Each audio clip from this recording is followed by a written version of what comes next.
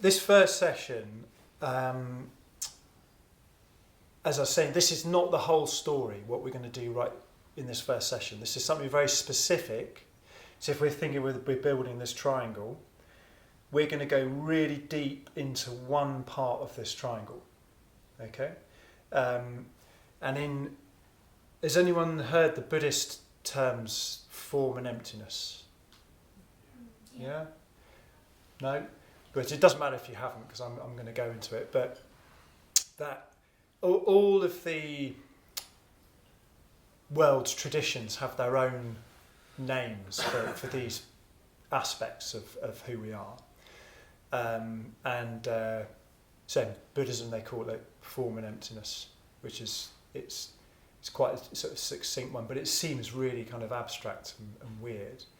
But everything I'm going to talk about today is about your and my direct experience. It's not this. I'm not trying to do philosophy here or anything. I'm talking about real experiences that we all have and we're all going to have today and that kind of thing.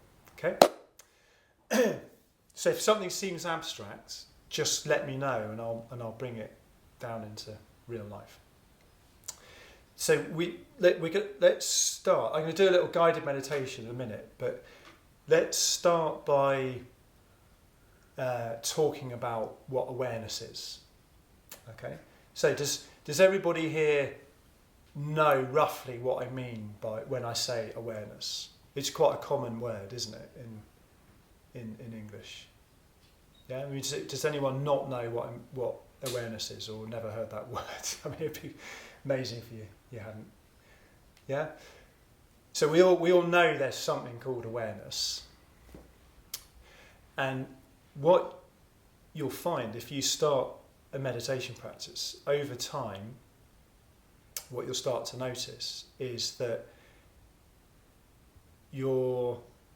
where your identity feels like it's located becomes more and more in what we call awareness, rather than these thoughts and sensations and feelings and stuff that come up. And the reason why that is because all of the images, the thoughts, the sounds, little snippets of music, the memories, they all move and they change, they come and they go, but you still feel like there's something constant in your experience. But it can't be any of those things because they come and go.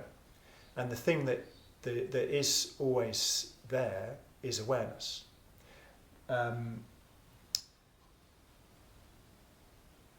So I'll unpack this as we go. So don't worry if it doesn't make sense right now. So does awareness have a colour? No, not unless you give it a colour. Well, but you see, if you had a colour, then it wouldn't you would be aware of the colour. Yeah. Yeah. Yeah. So awareness doesn't. I mean, doesn't have a colour.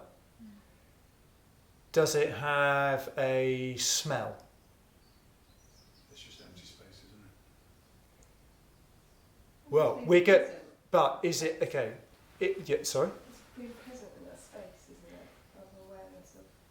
So awareness is a space, but is it a nothing?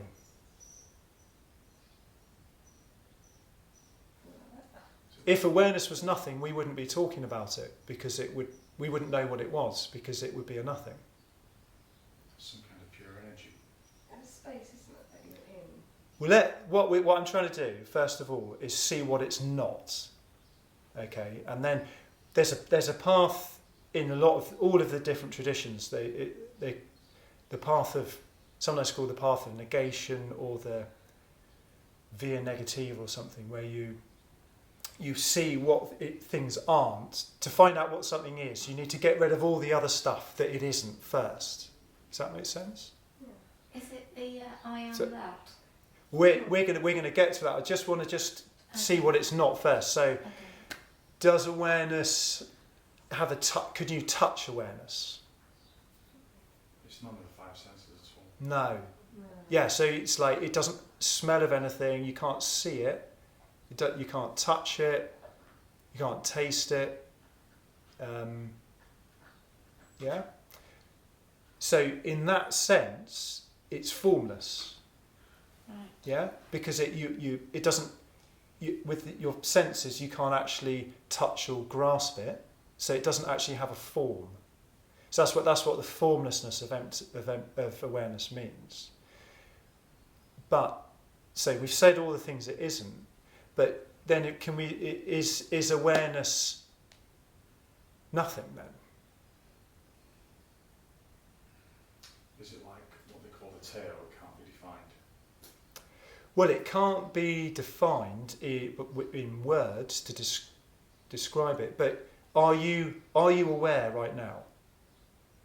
I mean, can you hear this sound? Yeah. Does everybody hear that? Can you see this? Yeah? It doesn't really smell of anything in here, but if you were to sniff something, do you think you'd smell it right now? You'd be aware of that smell. Yeah? So everybody here is aware. We all know we're here, aware of this moment, present. So awareness is definitely something, but it's formless. Yeah? Does anyone have any questions about that at this point? So you can't wrap your mind around this, okay? So your thoughts are happening inside your awareness. Yeah, you're aware of your thoughts coming and going.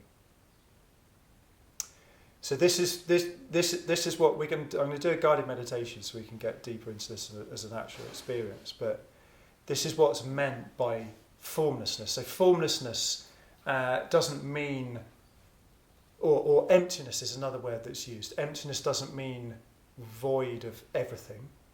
Like there's nothing. Because what would be good about that? You know, I mean, why would you want that in your life?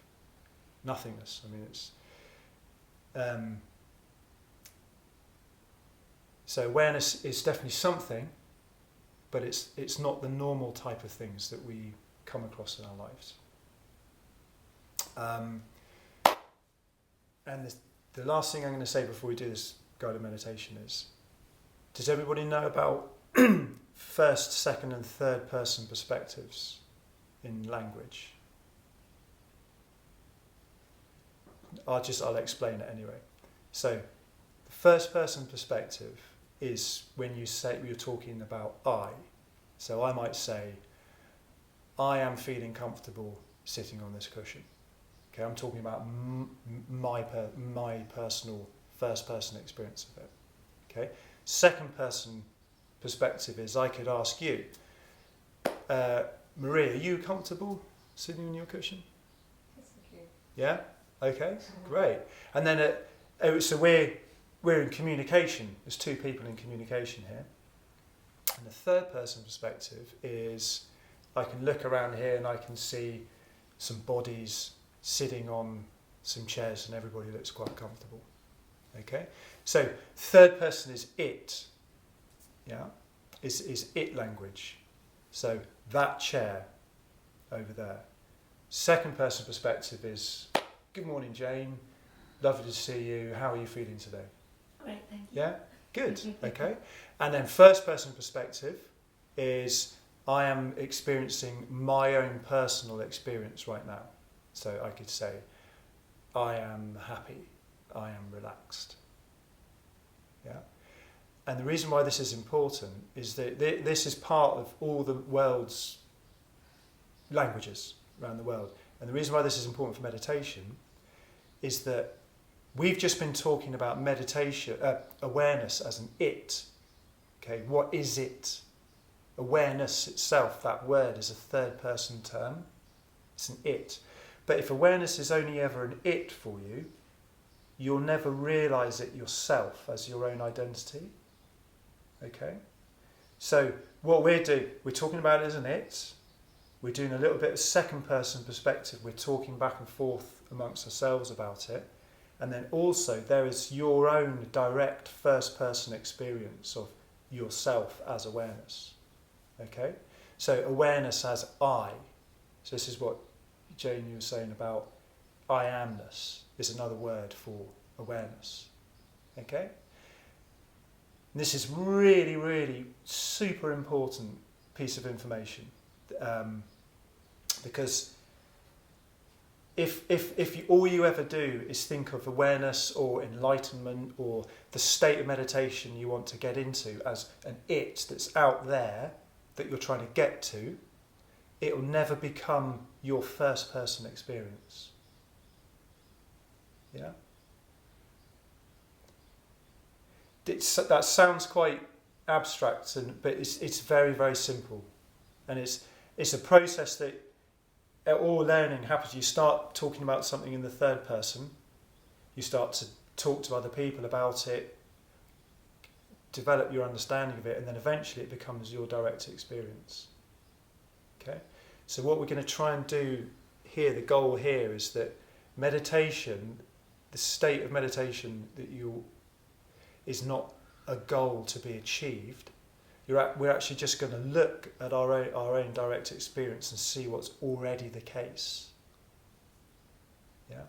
So this is a really, really important thing because we're already doing this awareness stuff right now, and we're just going to recognise that. Okay. So we're going to do a guided meditation for about 20 minutes. So I'm going to do a little bit of talking as we go. The other meditations I'm not going to talk in. I might do a tiny bit in the loving kindness one, just to direct you in the practice. Okay. I'm just going to get that cushion. I'm going to try that position. Yeah, do. Yeah. So if this is the time to get cushions and stuff, if you want.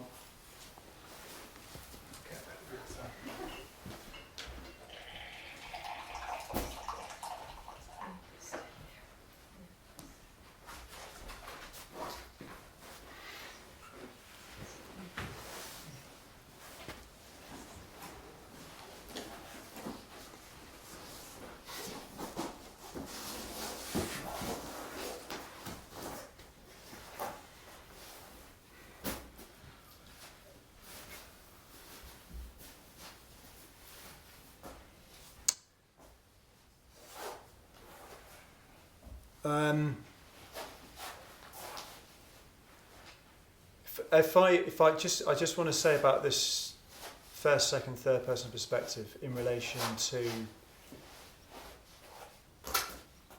God, goddess, divine, whatever is your ultimate thing. Yeah, the Tao. Yeah, so you could say to use those three different perspectives, you could say, I'm just going to use God, okay, just as a term. So I can say God is everything, yeah, everything.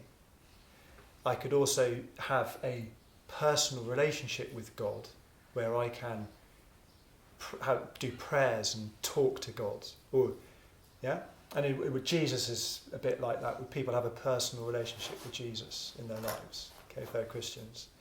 But then you can take it, you can add the third part to that, and you can say, I am God. And when I say that, I don't mean I, Ralph Cree, am God, because anyone can say, I am God. Okay, so if you can really say, some people can't take that last leap to say, they're quite happy talking about God as something out there.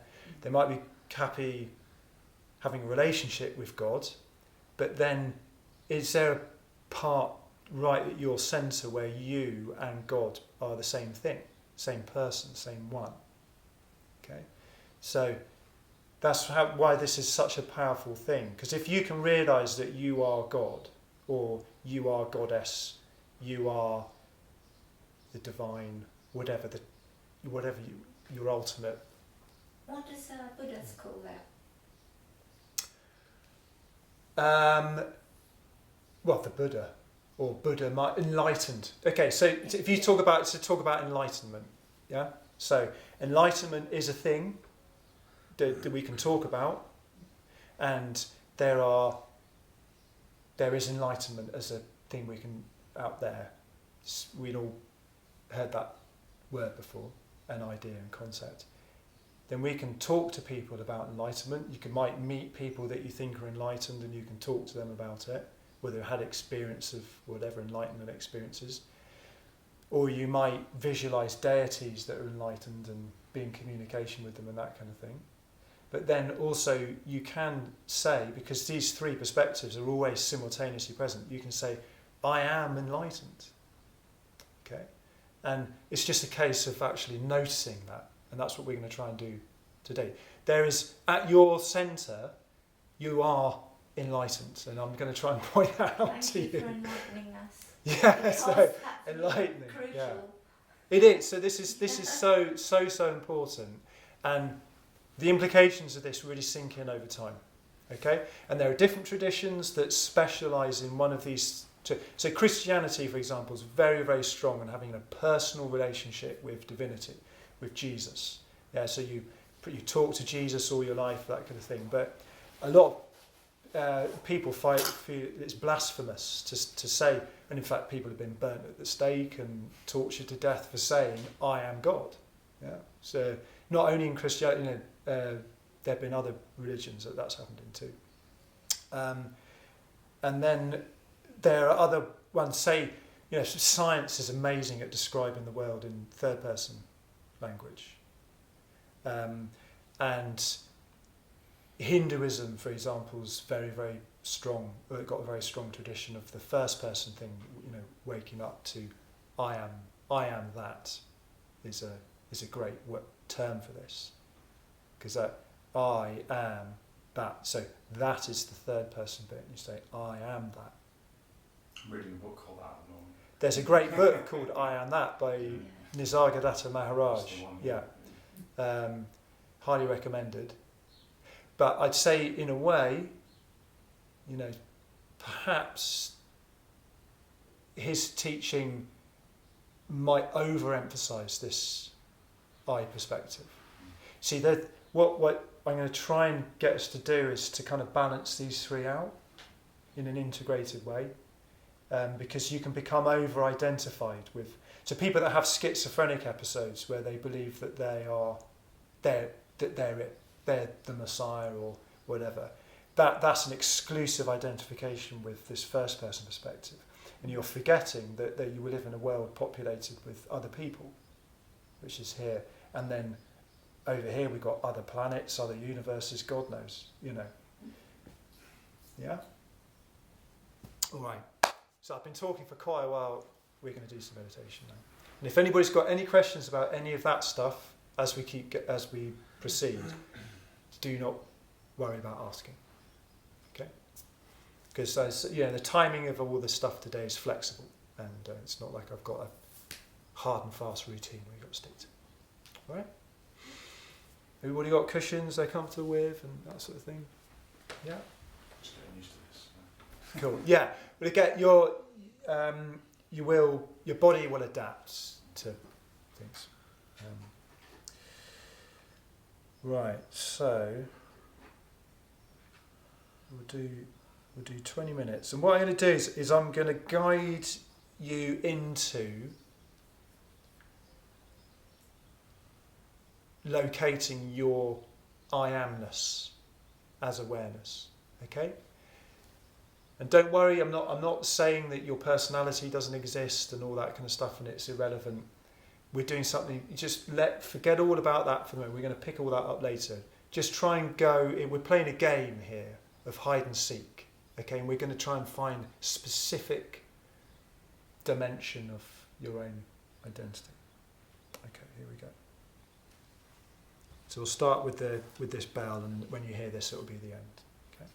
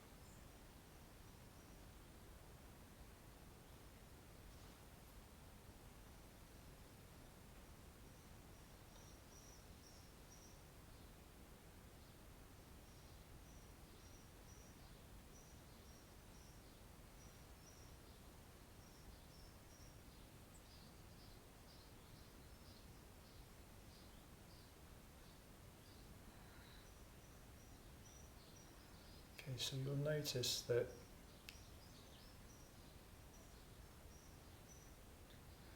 there are sounds happening. Birds singing, people breathing.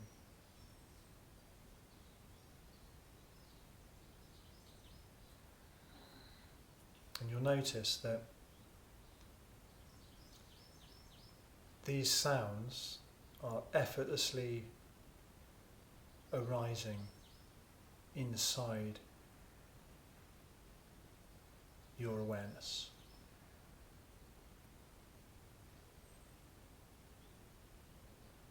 It doesn't take any effort on your part to be aware of these sounds.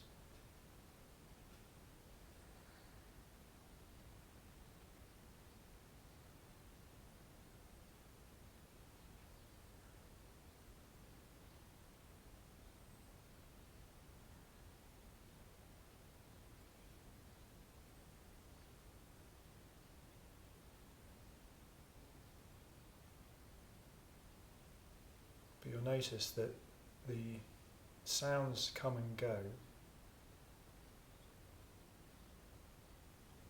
but your awareness is always constant.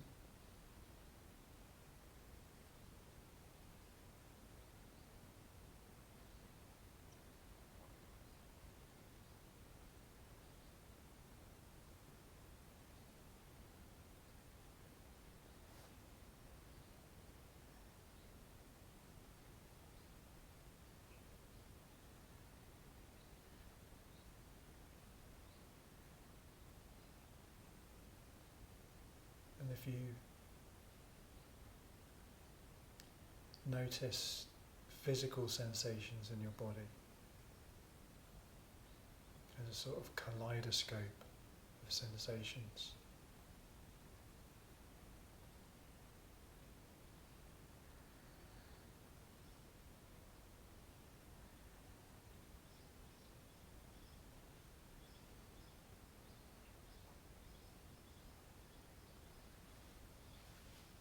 and you'll just notice that the sensations just arise.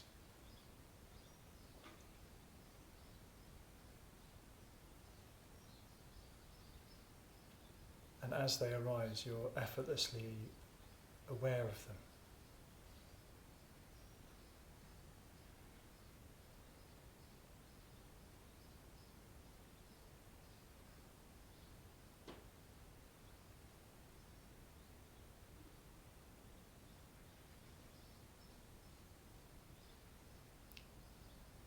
As awareness, you're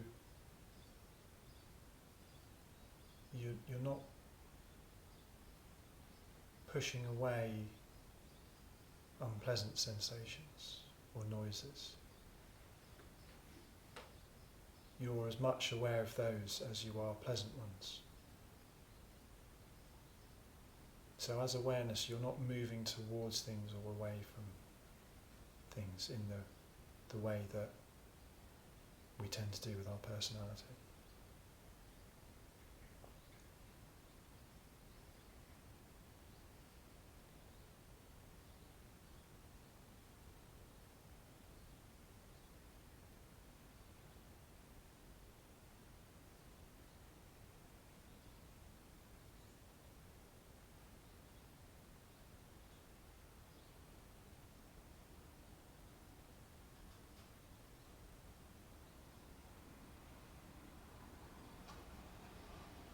Now if you turn your attention to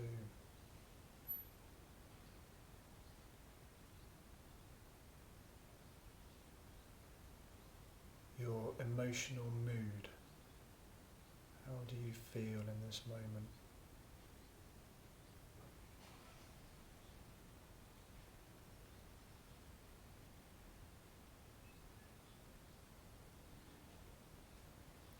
So we're used to saying things like,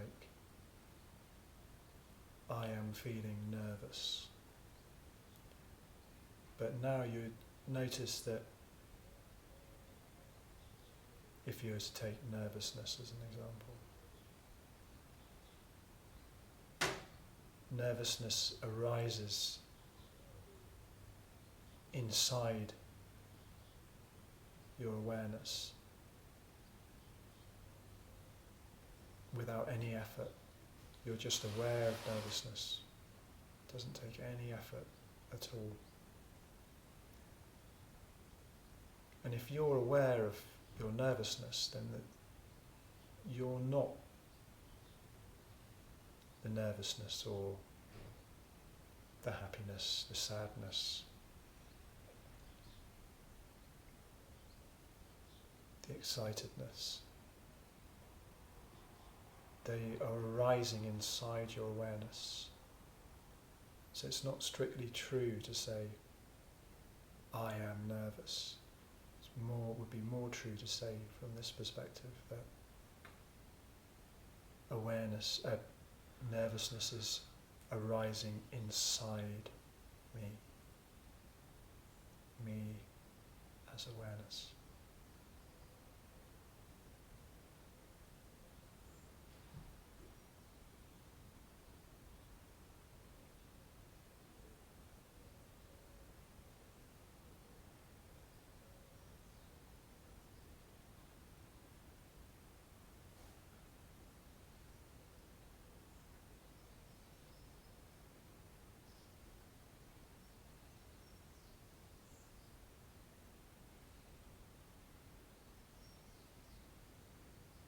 Now,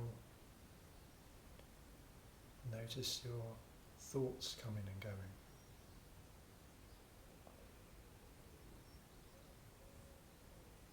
Your thoughts might have sounds in them, voices, bits of music, images, memories, might be words, sentences. But you'll notice that you can see your thoughts. So if you can see your thoughts and your thoughts are coming and going, then you're not actually your thoughts. Thoughts are something you can see. They're an object. They're objects arising inside of you as awareness. And as awareness, you're aware of positive thoughts and negative thoughts, all the same. You don't reject any thought, but at the same time you don't cling on to any thoughts. They just come and they go, but you remain. So if you're not your thoughts, you're not your sensations, you're not your feelings, you're not the sounds, the tastes. Who are you if you're none of those things? But remember, you won't see yourself as awareness. You're the one doing the seeing, the place from which you're seeing, and you're not going to see yourself because you're formless. You don't have a smell, a touch, a colour, a sound.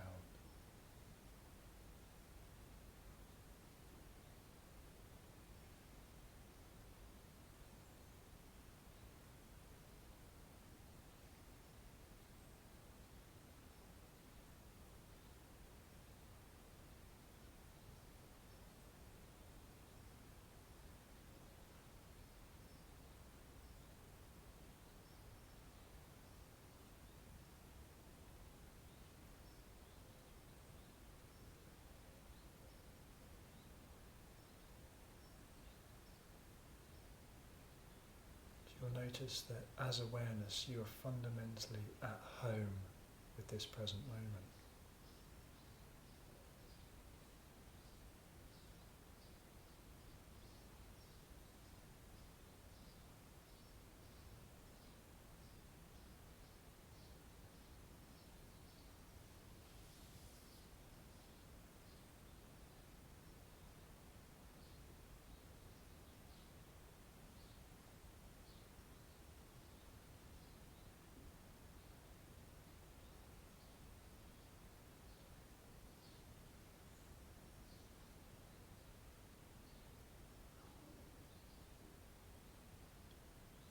You are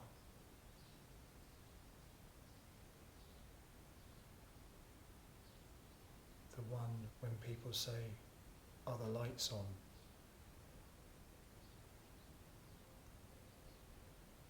You are the light illuminating this moment, illuminating the sounds, the sensations, thoughts.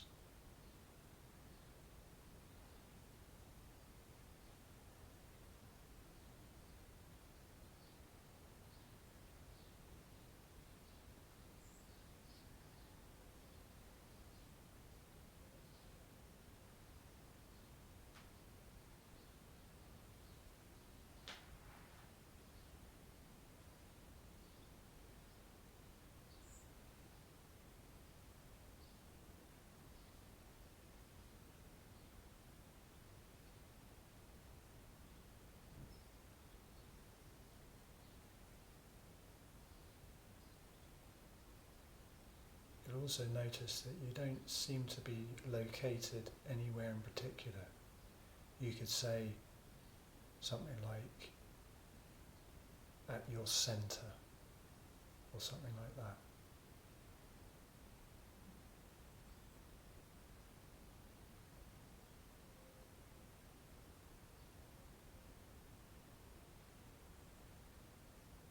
Or you might feel like you're everywhere, all around.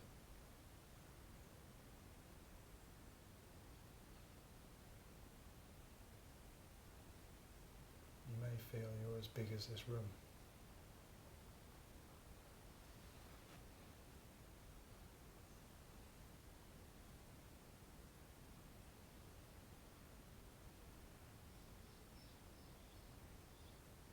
There's unlimited space inside yourself for all of these experiences.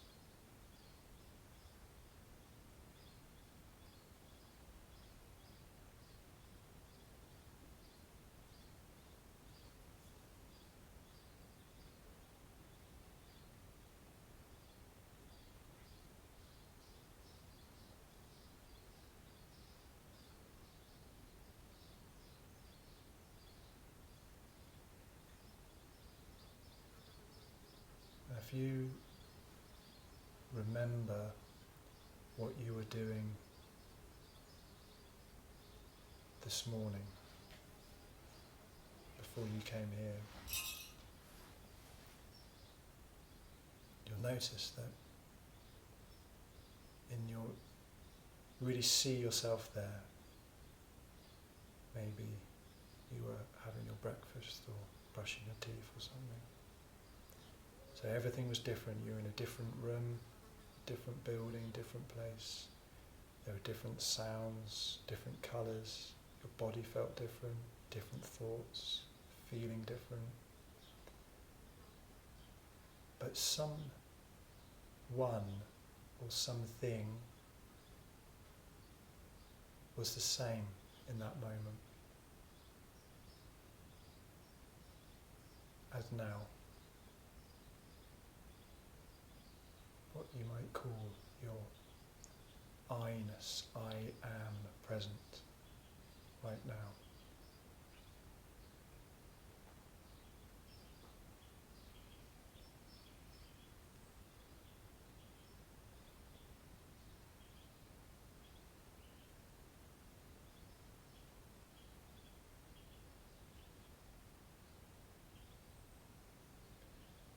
Now if you think of a memory from roughly 5 years ago, see yourself there in a specific moment, an occasion that you can remember really clearly. And you'll notice that at that time everything around you was different again. Things you were seeing, smelling, touching, thinking about, how you feel, your mood.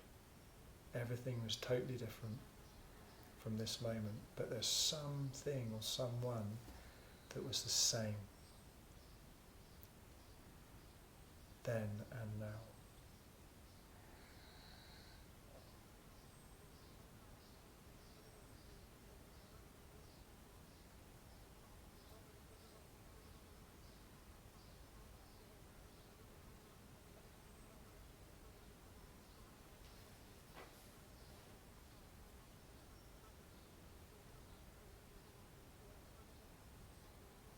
Now if you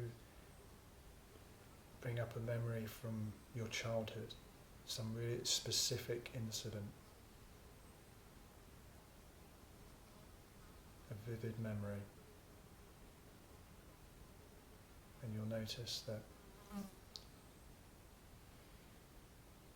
you had different thoughts. You had the thoughts of a child, the mood of a child, the worldview of a child, the body of a child. Might be somewhere totally different, somewhere in the other part of the world. So all of that is completely different, but there's someone or you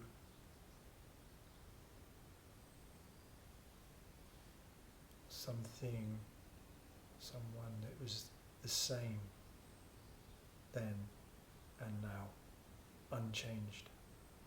Who's that?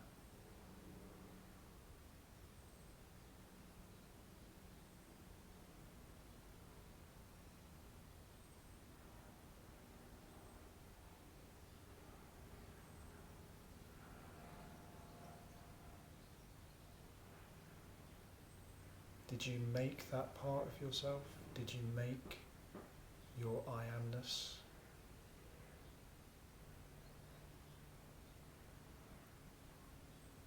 Is this part of you something you do?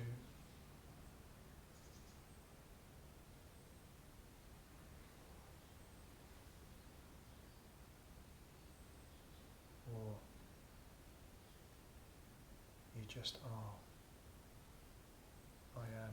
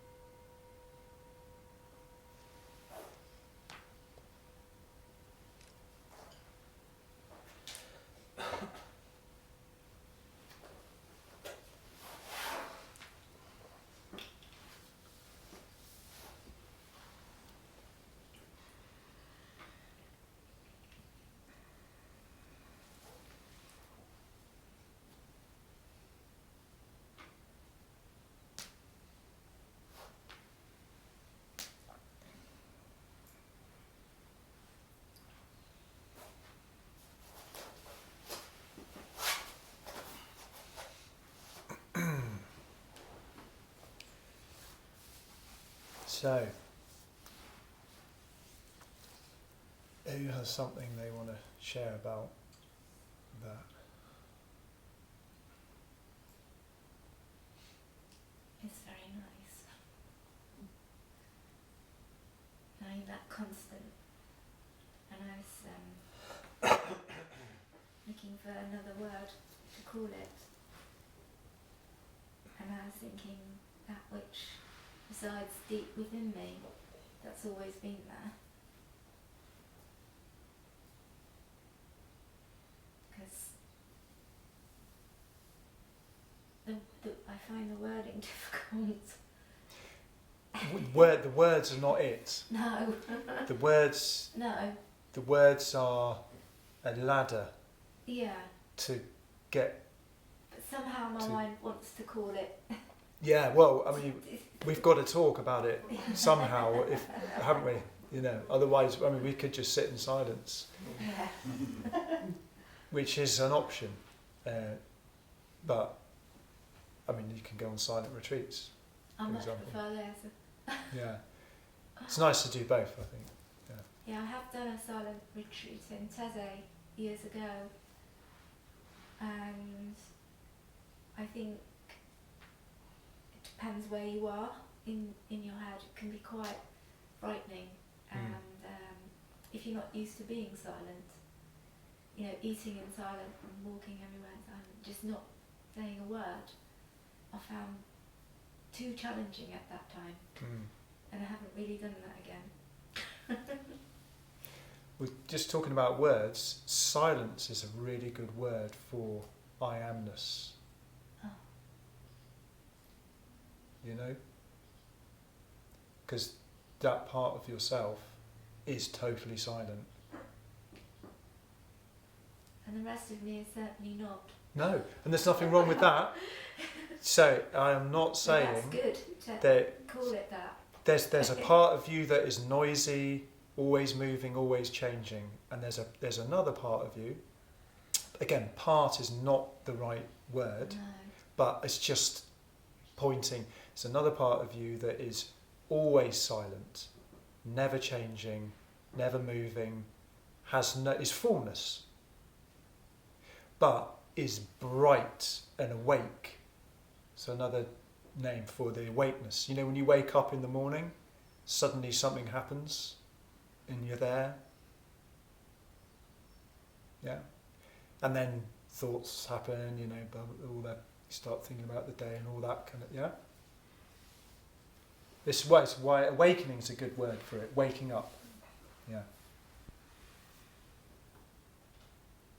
I feel like there was something else you were going to say and then we got distracted on the silent retreat bit. It's gone. Yeah.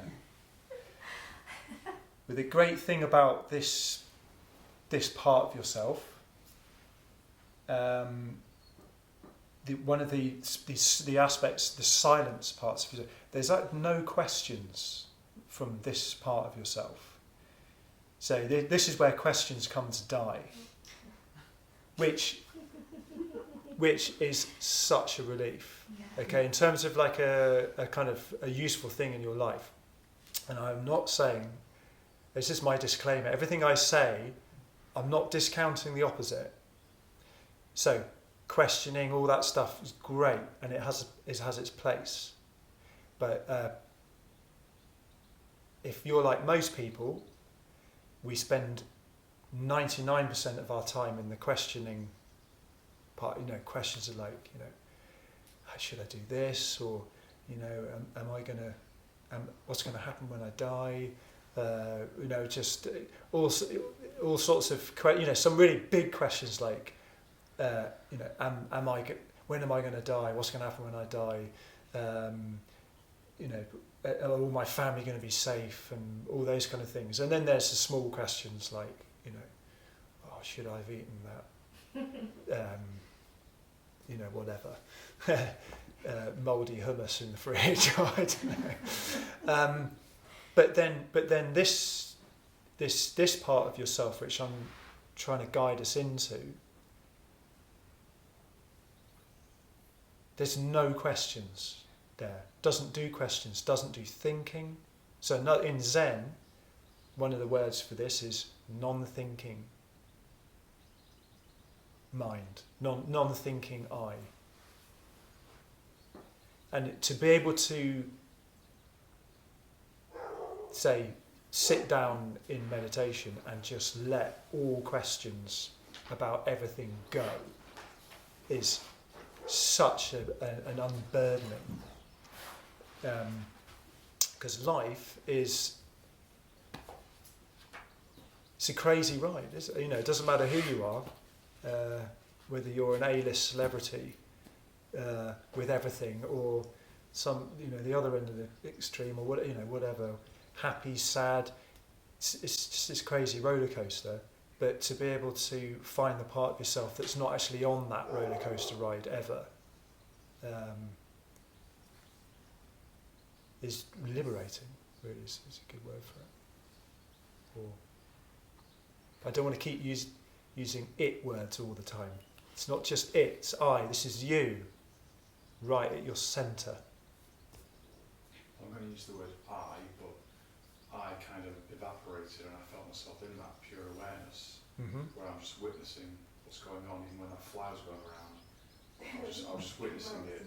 Yeah, I wasn't for it or against it, it just was. Yeah. So this is a crucial point, and this is the reason why I do this at the beginning when I'm teaching this, because this is the foundation for all of the other meditation practices, any meditation practice you do. That if you know this part of yourself that is, so I had the fly buzzing around here in this bowl and stuff.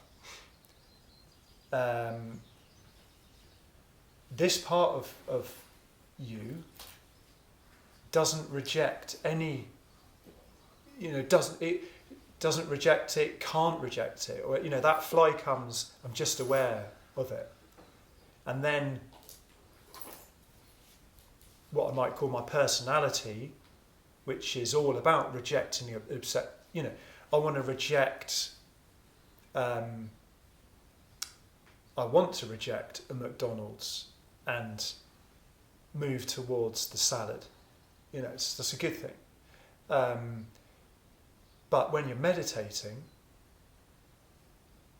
so the common one is thinking. So people start thinking, they have thoughts coming. Or it sounds like, you know, my dog barking. They're like, I don't want this right now. You try and push it away. And if you notice yourself pushing an experience away in this moment, you're doing that from your personality, or what they call in traditional, your ego pushes things away. Or you might have a pleasant experience, so you might have a little moment in your meditation that feels really nice, and you're like, oh, I want more of that. And then you start to try and make that happen again. So the part of you, but noticing that happen in your meditation, that's fine, because you're noticing it, you're aware of it. So as awareness, you're not trying to grab the nice experiences and push away the annoying ones, the thoughts. You know, I should be sitting here not thinking. If you try and achieve not thinking, okay, you can do it with meditation, but it takes a long time to develop the powers of concentration to stop thinking. And it is possible. But do you want to live a life where you don't think ever? You know, do you want to be able to get into a state of meditation in any situation? Or do you want to only be able to get into a state of meditation when you've been sitting cross-legged for an hour and you've got calm enough for your thoughts to have disappeared? You know, it's kind of question people don't often think when they say, like, okay, I want to start meditating because I want to learn how to not think. But say, you know, you encounter a stressful moment in your life and you're like, okay, just hang on, just stop, you know, just wait, I need an hour, okay, and then I'm not going to think, and then I can deal with this or something. It's not very practical. No, it's not. Yeah. And I think it's a really common mistake, and I only know about it because I try to do it, And I have stopped thinking in meditation plenty of times. But thinking eventually comes back.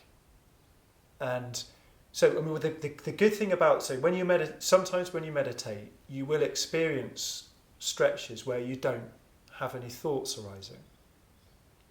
And what's good about that is is that you're still there. And the you that's still there when you're not thinking is the you we're trying to address at the moment. So that's the only real benefit of getting to a state where you're not thinking, is that you notice, you realise, maybe for the first time ever, that you're still there and you're not thinking. So then you realise that you're not your thoughts, because you're still there. It's allowing them to come and go, isn't it? Yeah, they cut. They was coming and going. I felt very at peace, centered. I felt quite within, like a light sort of being, if I put it into words, just within, and the thoughts just coming and going, and sounds just there, just being.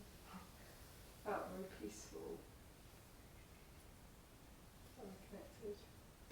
Well, to myself. this part of yourself, this you, this I, is always peaceful, always calm, can't be disturbed. Unless you're out. Well, no, because if you let's say the ultimate disturbance, dying. Yeah.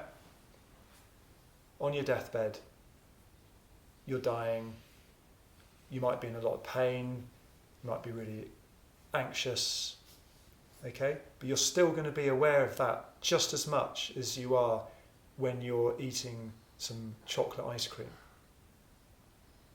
So do you know what I mean? Yeah. And The awareness of just. but the other word for, so every word you use emphasises different quality of this. So presence is a really good one. So Carl was saying about witnessing stuff. So witnessing is a really good term.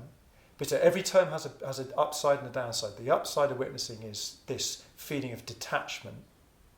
But the downside of it is that it de-emphasises the more positive side of this part of yourself, which is extremely intimate. So in Zen, they have a saying that this part of yourself is most intimate. So as awareness, you are present and very, very intimate with whatever is happening. So if I take the example, say if I was feeling nervous, yeah, if I was witnessing my nervousness, I might be distancing myself from my nervousness, which is a good thing, because I'm realising I'm not my nervousness. Yeah, nervousness is just happening, but I am not totally identified with nervousness. Totally identified with nervousness would be a panic attack. Yeah. But you could say, as awareness, I have an unlimited ability and capacity to be really present with my nervousness. Yeah. Do you know what I mean? Yeah. There's a difference there, isn't it? Yeah, total difference. And it consuming you. yeah, no, well, it's not, because it's inside. Yeah, it's inside you. It's arising inside you, but you can be really close. You're It's, in control of that. You're in control of both. yeah, Yeah, I do, yeah. but you're, as awareness, you wrap around and go in, you go inside nervousness, around it, outside, but it never kind of contaminates you. Yeah, you've got that, it feels quite free, like you said, liberating, because you're aware of it, it's there, it's free, because it's not consuming you. Yeah, because you're... It's going to come, and it's going to go eventually. Anyway, isn't it? Yeah. Like everything, emotions, thoughts, you can just allow it to come up and just go again. Yes. That makes sense, yeah. So this is why this is a really useful life skill, because, say, I don't really suffer with road rage. Let's. It's quite a common one I hear. People say, particularly in America, with the road rage. So, I mean, I have had my odd. Okay, let's say. No, I'm going to own it. I have had the odd moment of road rage. So let's say I am driving my car. Something happens on the road, and it really annoys me. If I know that I am awareness and I amness and presence and awake, open, transparent formlessness that is I can have the anger, the feeling of anger and kind of pissed offness arises, does its thing, and then it goes. But if I don't know that I'm the space within which that's arising, then I become identified with that, and then, one thing leads to another. You get out you drive in front of them, walk out, get out the back, get out your tire iron or whatever they call it, start smashing the wheel. We all seen it in films, and it's like, then your whole life's deranged. You go to prison, you might lose your job, your partner leaves you. I mean, God, because it just, things can escalate, can't they? And so this is the practical application of this is the ability to de-escalate that kind of thing. Yeah. Right. The breathing is. We'll get to the breathing in a minute because that's another sort of technique. But in terms of the first person, second person, third person practices, what we've been doing here is trying to push as far deep into first person experience as we can go. There's a really good term in Zen, absolute subjectivity. So subjectivity is your feeling of I amness, and objectivity is the objects arising inside. Subjectivity is in here, objectivity is out there.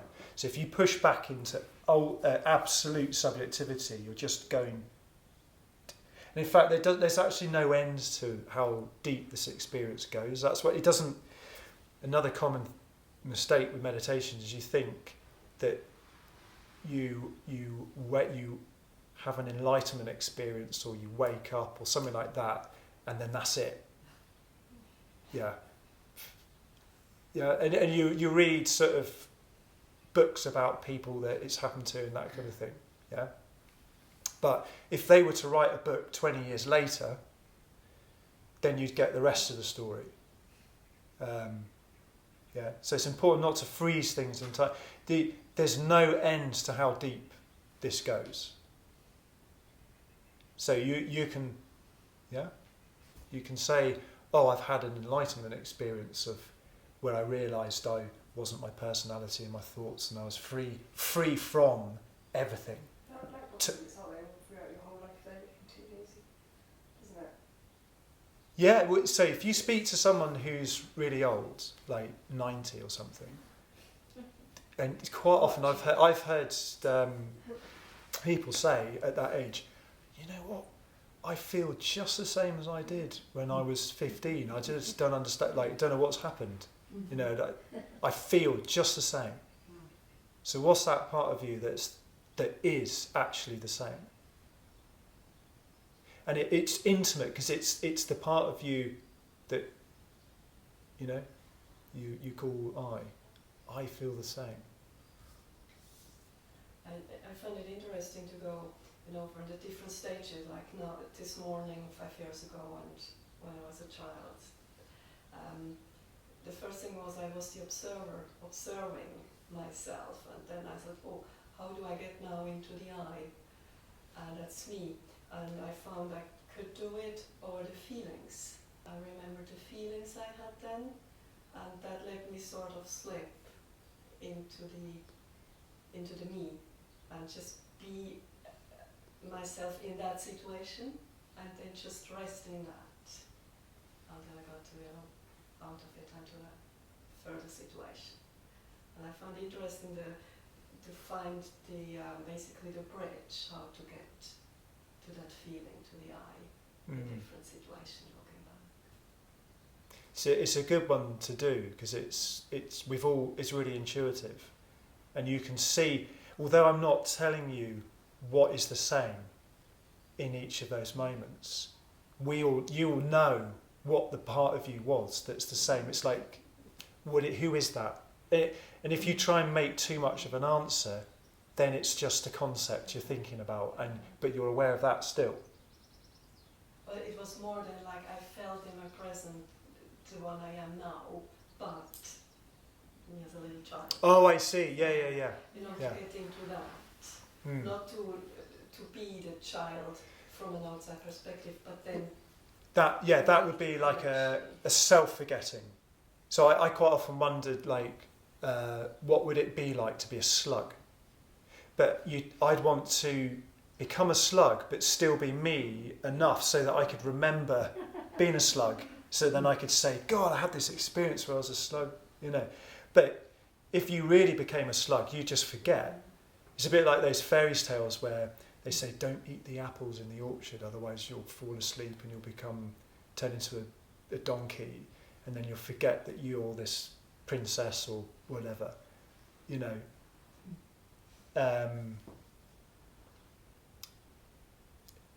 Have I totally missed what you were saying? Or is that any relevant to? It's fine. It's fine. Good. Can I just say that the last short meditation, I didn't enjoy it anywhere near as much as the first one. Not that you would always enjoy meditating, I understand that. But because you weren't giving it a word, I found it difficult then. And I knew that the I am that bit wouldn't want to push anything away. But my thoughts got worse and more and more and more. So it was quite unpleasant actually. Well, this is a really common experience, that when you start to meditate, you start paying close attention to what's actually going on inside you, maybe for the first time in your life. And I'm not talking about you, it's particularly one. Yeah. And it's shocking what is going on. You know, it's like how many thoughts, how many feelings, how negative some things can be, you know, negative self-talk, horrible contemplations of the worst things, and you know, inappropriate thoughts and feelings, and it's a complete mess inside our minds and our feelings and emotions. But most people have never taken the time to actually have a deep look at what's actually going on. So one of the first experiences is, oh my God, this is crazy. And that can make people think, whoa, this is not going well, because it's just a constant stream of thoughts and feelings and all that stuff. And it made me feel for years that I wasn't able to meditate. That wasn't for me. Yeah. And I felt very sad about it, and I thought it's just not possible for me to meditate. And I've studied yoga, and I've done lots of training and lots of training days.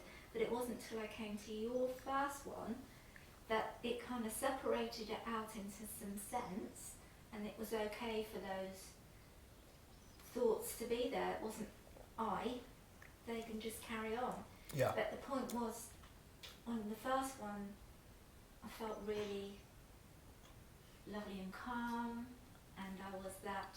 But in the second one, it was, I don't know, what was it you asked us to do on that second one?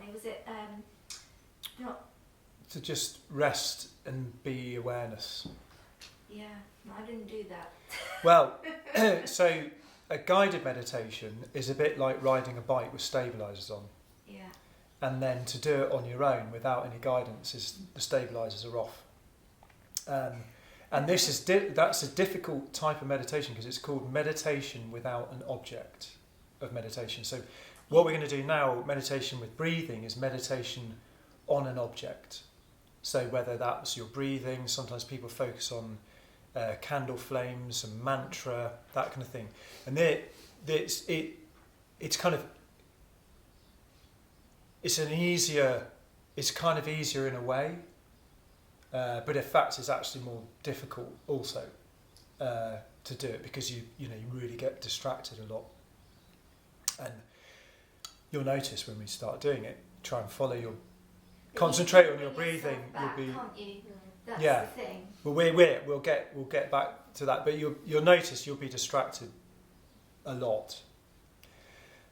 And so this is another thing where people think, so if we're meditating on breathing, you'll notice you get distracted a lot, and then you'll think, what? I must be unusually awful at this. I'm not doing it right, and I'll never succeed, and blah blah blah. But that's why I started with the last type of meditation we did, because that enables you to just let go of the stress of like, oh God, just so distracted all the time, and I don't want this, and then there are all these other people out there that can just like clear their minds and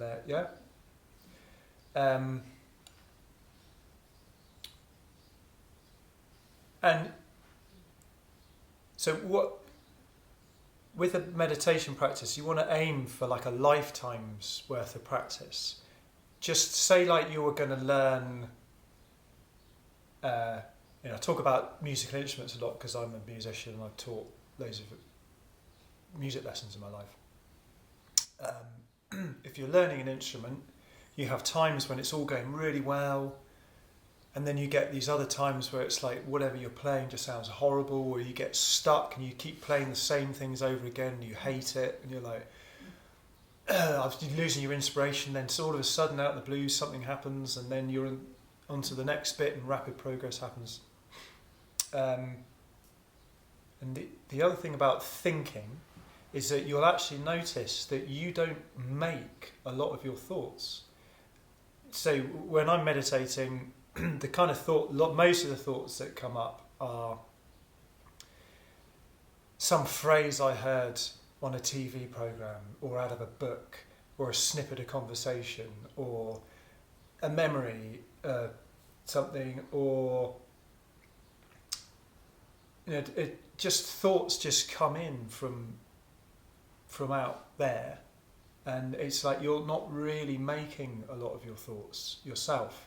Which is a real relief, because you sometimes you have some really crazy thoughts and you're thinking, wow, how am I thinking that? It's not, I'm not that person or something, and then when you look at them, you realise they're just coming up through social conditioning, or say like an example might be, I might have a sort of feeling come off of like, oh, I wish I had a six-pack, and I thought you had. So no, I don't. I've never had one, but that has come to me through watching films, underwear models, all that blah blah blah blah blah, for years and years and years, and so you start to notice that a lot of your thoughts, they're not yours. And you start to, then that also helps you become free of your conditioning. So all these thoughts are conditioning your behaviour and your identity. And then when you realise so many of them are just, I love this word for it, spam. It's just like, it's junk mail. That's what it is, isn't it? Yeah. And it's just, it's unwanted, unsolicited stuff just coming in. And you can let go of your responsibility for them and just let them go. It's so easy to get hung up on that. And it's just a complete waste of time, isn't it? Yeah. I've heard two good metaphors for it. Like, you are the sky, and the clouds are just thoughts. They just pass by, they evaporate. Yeah. They're not you. And then also like the sea, the thoughts are the waves. You're the depth, the bottom of the sea. The waves on top aren't you, they're just, you know, or it might be calm, there might be no thoughts, you know. Yeah, they're nice to help you understand it, isn't it? You know, a way in. But at the same time, I don't want to give the impression that you disidentify completely with thinking. I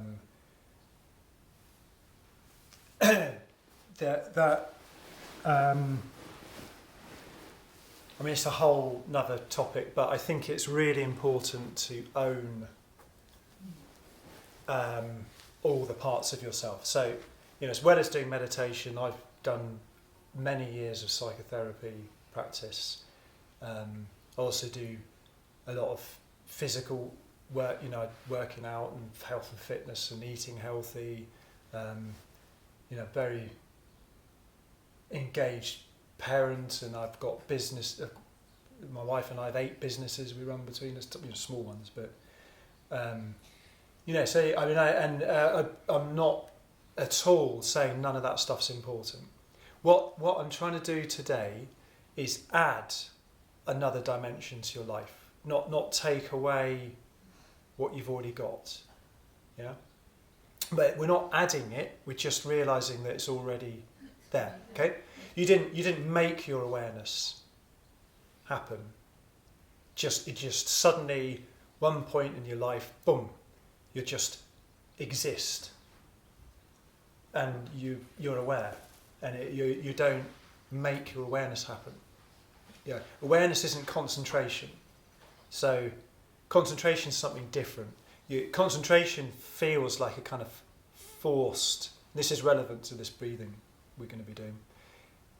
You know that thing of like, we're at school when they say, concentrate, and you're like, trying to concentrate on this schoolwork or something, yeah? There's that kind of like, feeling of concentration. Concentrating. But awareness is always concentrated, without any effort. Okay? And what I like to do, I like to just go like this. It didn't take any effort to hear that. You know, it doesn't take any effort to see your thoughts come and go. It doesn't take any effort to be completely relaxed and at home with this moment as it is, without wanting to change anything. Which is one half of the picture. Of course, the other half is you want to change things all the time, and you should do. You know, I'm not recommending if someone's running at you with a knife that you just kind of, I am awareness. This person with a knife is appearing. Oh, that sensation. Yeah. Yeah. It's going to come and go. Yeah. Oh, but that's okay. Okay. Yeah. But at the same time, you know, I don't want to downplay that sometime you may have to do that. You know? Yeah. Say when it comes time for the big D, you know, and you are dying, you can't get out of that one. And then it is entirely appropriate to really let go into this. Well, I hope that's what happens actually. Yeah. You do become just sort of almost detached. Well, I've seen it happen with so you know, just because I'm recording this, but someone I know died recently, and it was like their personality was just being just deleted slowly. They were just they stopped making sense. They stopped talking to people. Then they stopped making eye contact, and they were not in a lot of distress, but they were just sort of fading out. And yeah, I've had plenty of extreme experiences in my life. What has amazed me is that the capacities that came online to deal with those moments when they happened, that I are not normally available. And this is not to do with awareness particularly, but sort of strength and courage. Yeah, so I mean, I'm as worried about dying as most people, but I also have a lot of trust that when it happens, part of me is going to be able to deal with it. Okay. One of the reasons why I love Tibetan Buddhism is they talk about dying all the time. Yeah. And we're growing up in a Christian background, no one ever talked about death. And then when I was 18, I read this Tibetan book of living and dying. And I was like, well, this is the first time I've heard people actually talking about dying, because I've been thinking about it my whole life. You know, it's like. And actually, to look at your bones, I found that really. My goodness. But we make it alien, don't we? We make it like. And then you have all these stories around it and the fear. But to actually look at your own bones. Yeah. When you've died, it's okay. Well, it's the ultimate practice for cutting through bullshit in life, isn't it? Contemplating your own death. And the other thing is, if you actually spend time with people that die, a lot of people they're okay with it. Yeah, very peaceful. Yeah. It's not. People don't let people go. Yeah. That's very true. They Sometimes don't, but I've people seen need you to families say. hold on to them, and as Yeah. soon as sometimes the family have said it's okay, you can go. Yeah.